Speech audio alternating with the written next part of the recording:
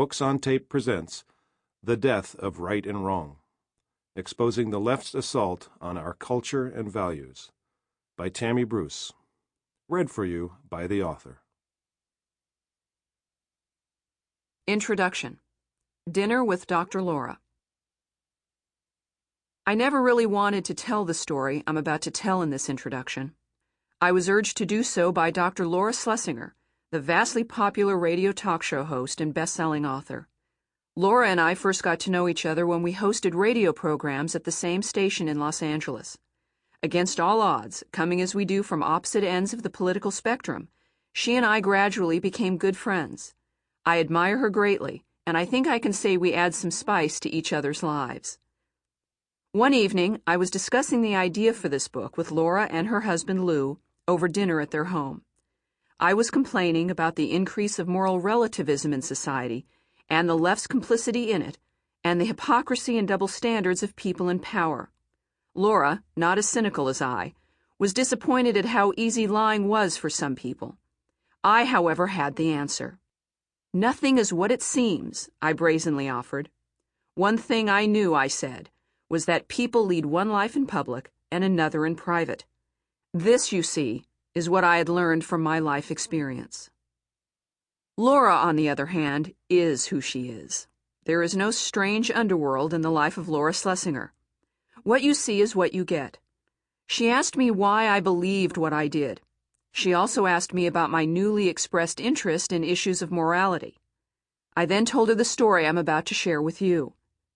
Shocked by this story, which I had never told before, although some reporters and others have guessed at it for over 20 years, Laura said I would need to be completely honest about my life if I was going to write a book calling the powerful on the carpet for being hypocrites and twisting issues of morality. If I didn't, she warned, I would be nothing more than a hypocrite myself. Laura appreciated the insight I had gained as I got older about the necessity of values, and she counseled me to make sure you knew how it came about. The convenience of deception. Frankly, I never expected to reach my 36th birthday. Why?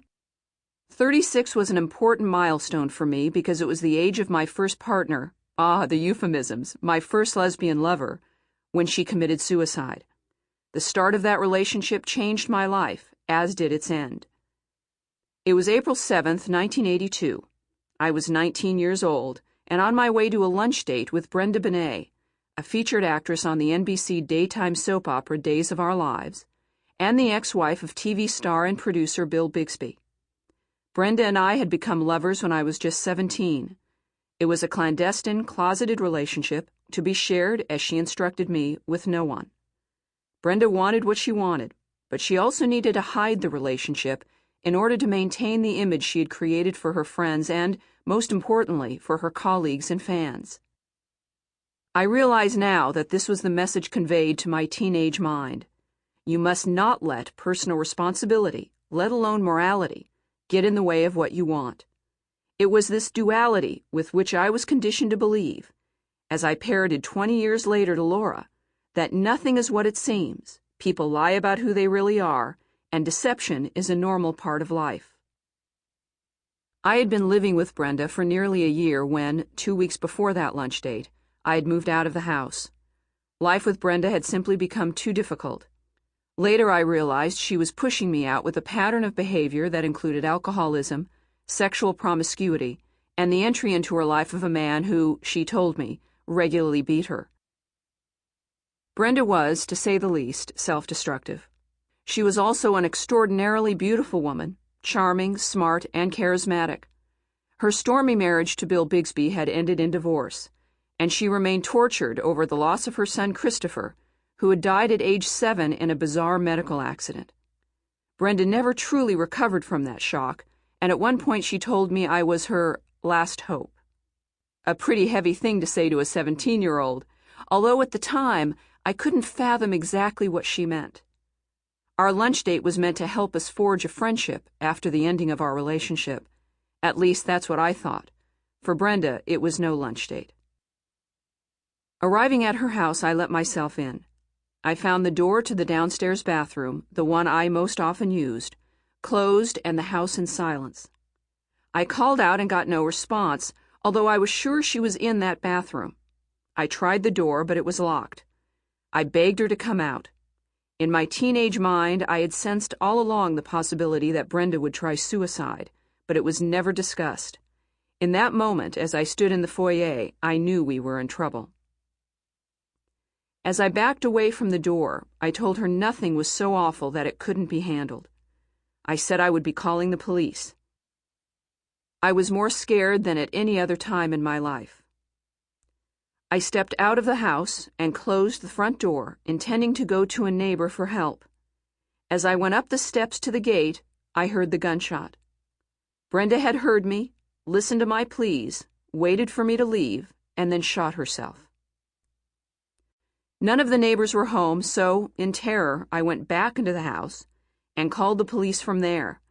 I sat alone in the dining room, knowing Brenda was likely dead just behind the locked bathroom door. It couldn't have been more than a few minutes before the phone rang. It was syndicated newspaper entertainment columnist Marilyn Beck.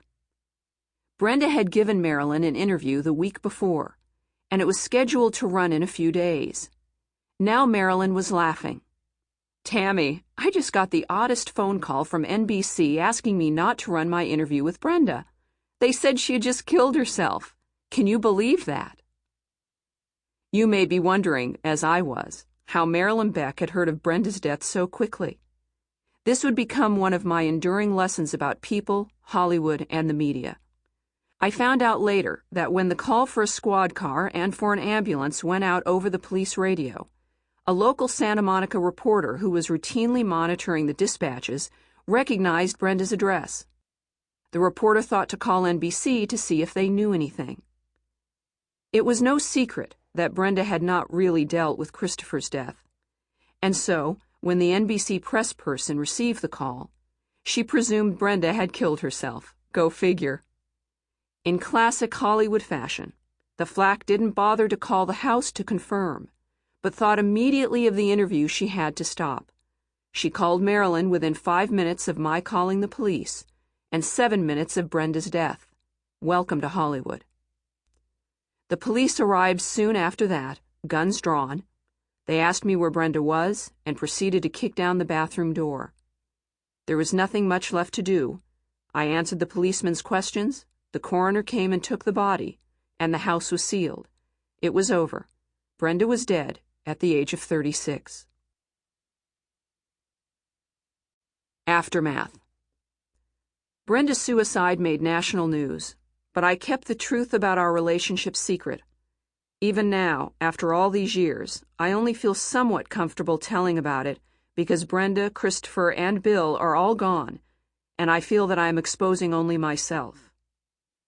There were acts of kindness during this indescribable time that stand out for me. In the weeks following Brenda's death, many of her friends literally came to my rescue, and, to my surprise, so did Bill Bixby. I stopped eating after Brenda's death, and after a week of that I ended up in the emergency room of a Los Angeles hospital. I was eventually admitted, although I was without insurance and certainly didn't have access to funds sufficient to cover a hospital stay. Weeks later, I found out that it was Bill who had picked up the cost of my care. It was something he did not have to do, and yet he did it without hesitation.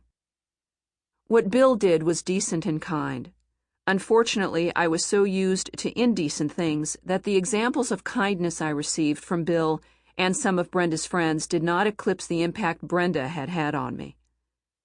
In the years that followed, my entire focus was on me, what I wanted, what I was going to get, how much money I was going to make. There were no moral standards in my life.